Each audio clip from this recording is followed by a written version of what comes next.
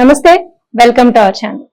ప్రముఖ ఆధ్యాత్మికవేత్త, వాస్తు జ్యోతిష్య పండితులు శ్రీ మాడుగుల శివప్రసాద్ శర్మ గారు ఉన్నారు. వారితో మాట్లాడదాం. నమస్కారం గురుగారు. ఆశీర్వచనం తల్లి. ప్రతి ఒక్కరికి కూడా వాళ్ళ కులదైవం ఉంటుంది. ఆ కులదైవత ఆరాధన కంపల్సరీ చేయాలి అని చెప్తారు కదా గురుగారు. అయితే కొంతమందికి వాళ్ళ కులదైవం ఎవరో తెలియకపోవచ్చు. అటువంటి వారు ఏ దేవత ఆరాధన చేస్తే మంచిది? శ్రీ మహాగణాధిపతయే నమః. ఐం మహాసరస్వత్యే నమః. శ్రీ లలితాంబికాదేవియే నమః. మామూలుగా కులదేవత అనే అమ్మవారిని ఆరాధించడం అనేటువంటిది ప్రతి వాళ్ళము చేస్తాం. ఎందుకంటే ఇష్టదేవుడు ఎవరు ఉండినా మనకు సర్వదేవతలను, ముక్కోటి దేవతలను ఆరాధించేటువంటి తత్వం ఉన్న వ్యక్తులము కాబట్టి మనము భక్తి ప్రధానము అని ఏ దేవుణ్ణైనా సరే, ఇక్కడ ఏదో వెళితే మనకు మంచి జరుగుతుంది అంటే అక్కడికి వెళతాం, దైవాన్ని ఆరాధిస్తాం. ఇంకో చోటికి ఏదో వెళితే ఇక్కడ బాగా జరుగుతుందంట అంటే అక్కడికి వెళతాం. అంటే మానవాళి కదా మనము, మనకు మనస్సు ఆదుర్ద, తొందరగా ఏదో జరగాలి, మనకు మేలవుతుంది అనేటువంటి భావనతో ఉన్నవాళ్ళం. అందువలన ఎక్కడ ఏది ఉండినా, ఏ దేవుడు మంచి చేసినా మనకు దేవుడే కదా అనే భావనతో వెళుతూ ఉంటారు. ఎంతో చక్కగా పూజలు చేసుకుంటుంటారు. అనేక రకాల కోరికలతో వెళ్ళి ఏదో ఆనందంగా తిరిగి వస్తారు. మనం దండం పెట్టుకున్నాము, భగవంతుడు చూస్తాడు, మనకున్నాళ్ళే అనే ఉద్దేశంతో వస్తూ ఉంటారు ప్రతి వాళ్ళు కూడా వెనక్కి తిరిగి. ఇక్కడ కులదేవత అనేటువంటిది మనము పెట్టుకున్నప్పుడు సాధ్యమైనంత వరకు కులదేవతలు తెలియకుండా ఉండరు ఎవరు.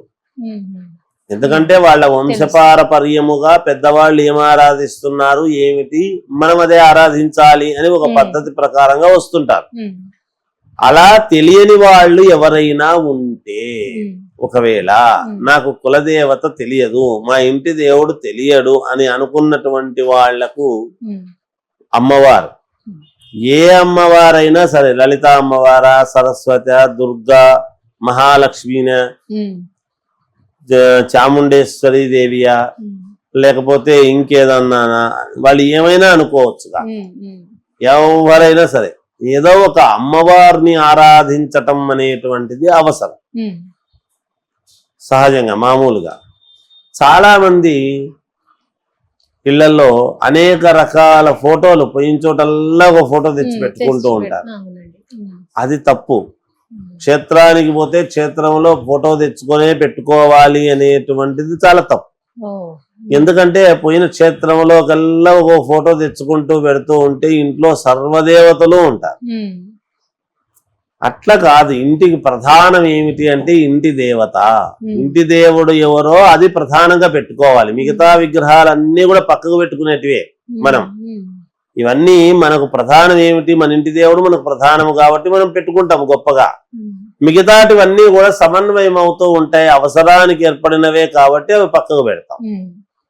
చెప్పేటప్పుడు అందరికీ మనకు సంకల్పం చెప్పి పూజ చేసుకుంటాం. మళ్ళీ అలా ఇబ్బంది ఏమీ ఉండదు. అందువలన మనం చేసుకునేటువంటి విధానాల్లో ప్రతి ఒక్కటి కూడా ఉంటుంది. అలా మనం ఏం చేసుకుంటే ముందుకు పోతాము అనేటువంటిది ఎవరికి వాళ్లకు తెలుసు. తెలియకుండా ఉండదు ఎప్పుడు కూడా, ఖచ్చితంగా తెలిసే తీరుతుంది కాక.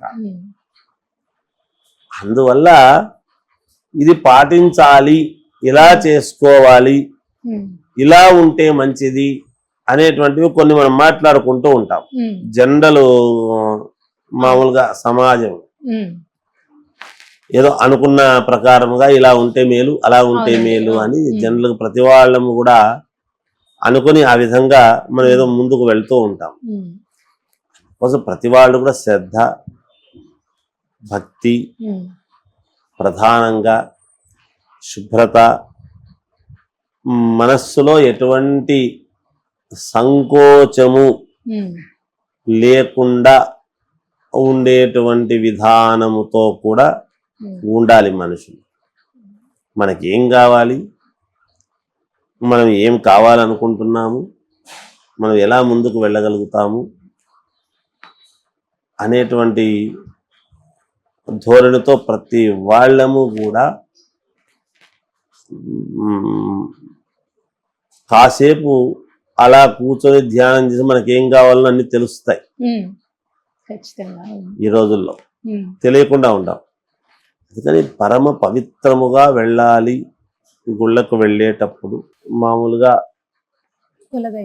కులదేవత అనేటువంటిది గుళ్ళకు వెళ్ళినా ఇంట్లో ఉండినా ఏదైనా మనం పోయిన ప్రతి చోట మనం విగ్రహాలు పటాలు అవి తెచ్చుకోవాల్సినంతటి అవసరం అయితే ఉండదు. మన ఇంటి దేవుడు మనకు ఉంటే చాలు, అది ప్రధానముగా ముందు పెట్టుకోవాలి. ఒకవేళ తెలియని వాళ్ళు అమ్మవారిని ఆరాధించాలి. మూలదేవత అమ్మవారు కాకుండా వేరే ఆరాధించేటువంటి అవసరం ఎంత మాత్రమూ లేదు. మన ఇంటి దేవుడి పటం మాత్రం పెద్దగా పెట్టుకుంటామా లేదా విగ్రహం పెట్టుకుంటామా, నిరంతరము ఇంటి దేవుడికి ఒక రోజు అని ఉంటుంది. అమ్మవారికి అయితే శుక్రవారం మంగళవారము ఉంటుంది. వెంకటేశ్వర స్వామి అయితే మనకి నిత్యము అంటే శనివారము ఇలా ఉంటుంది. ఆంజనేయ స్వామి అంటే మంగళవారం ఉంటుంది. ఈశ్వరుడికి సోమవారము అని మనం చెప్పుకుంటున్నాం. ఇలా ఎవరి ఇంటి దేవుడు వాళ్లకు ఆ రోజు అని ఉంటుంది. ఇంకా యోగం ఏమిటి అంటే ఆ రోజు వాళ్ళు ఒక రోజు ఒక పూట భోజనం చేయటం గాని, లేదా దీన్ని నేను ఇవాళ నా ఇంటి దేవుడికి గాను నేను వదులుతున్నాను అనేటువంటిది ఒక చిన్న ఇది అనుకుంటే గనక, అంటే ఏదైనా ఒక పదార్థం వదిలేయాలంటారా? పదార్థం వదిలేయటం అని కాదు నేను అంటున్న మాట, ఇది వదిలేస్తాను అని కాదు. ఆ రోజు తినకుండా ఉండటము, ఏదో కాస్త భోజనం ఎక్కువ కాకుండా టిఫిన్ లాంటిది తినటము గాని, సాత్వికంగా ఇలాంటివి ఏదో ఒక నియమం పెట్టుకోవటం మన దీని రీత్యా, మన దైనందిన జీవితం రీత్యా.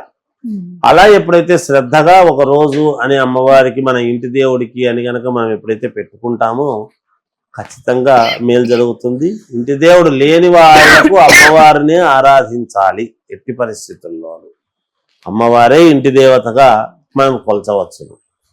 లేదు మనకి ఇష్టమైన దేవుడు ఏదో ఒక దేవుడిని పెట్టుకోవచ్చు. ఇంటి దేవుడు మనం ఫలానా అని తెలియకపోతే అలా మనం చేసుకోవటానికి అవకాశాలు ఎక్కువగా ఉన్నాయి తల్లి. తెలియని వాళ్లకు అమ్మవారిని ఇంటి దేవతగా మనం కొలుచుకోవచ్చు, చేసుకోవచ్చు. ఎక్కువ శాతం చాలా మందికి చెప్తూ ఉంటాం. అలాగే అందరికీ కూడా ఇది ఇలా చేయండి, ఇలా చేసుకోండి అని చెప్తారు. చాలా మంది ఇళ్లలో పటాలు ఊరికే విపరీతంగా పెట్టి ఎటు చేయకుండా అందరినీ ఆరాధిస్తున్నాం, ఎవరు మాకు పలకలేదు, మనకు దేవతలు ఎక్కువ, మా పని కాలేదు అని అనుకుంటూ ఉంటారు. అలా ఏమి కాదు. కానీ ఏదైనా మూలదేవత, ఎన్ని పటాలు ఉండినా మూలదేవత మన ఇంటి దేవుణ్ణి ప్రధానంగా అనుకుని ఉపాంగముగా మిగతాటివన్నీ ఉన్నాయి కాబట్టి అలా అగరబత్తీలు తిప్పేసి అలా పక్కన పెట్టి నమస్కారం చేసుకుంటే చాలు. అంటే మన ఇంట్లో శుభకార్యాలు జరిగేటప్పుడు కూడా ఫస్ట్ కులదైవత ఆరాధన ఖచ్చితంగా చేస్తామమ్మా. కలశాలు పెట్టి కులదేవత, మంటప దేవత అనేటువంటిది తీసుకొని చేసి ఆ కులదేవతను పూజించుకున్న తర్వాతనే మళ్ళీ గడపలో ఇంట్లోకి పోయి అడుగు పెట్టి మనం పూజలు చేసుకోవడం అనేది జరుగుతున్నది కదా. అదంతే, ఎప్పుడైనా అంతే. వరలక్ష్మి వ్రతం చేసినా మన కులదేవతను ముందు ఆరాధిస్తాం, ఒక వివాహం జరుగుతున్నా చేస్తాం. అది తెలియని వాళ్ళు అమ్మవారిని ఆరాధించడం అంతే, సింపుల్. అక్కడ ఇంకేం లేదు తల్లి. కులదేవత ఆరాధన ఎలా చేయాలి అనేది చాలా చక్కగా వివరించారు గురువు గారు. ధన్యవాదాలు. మంచిది.